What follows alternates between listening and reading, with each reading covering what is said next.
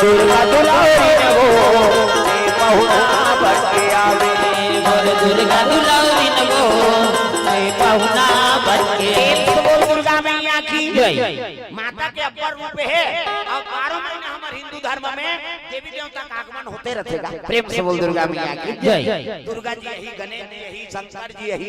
कैसे ये कार्तिक महाराज आगे आज लक्ष्मी माता का आगमन हो त लक्ष्मी कहां निवास रहते?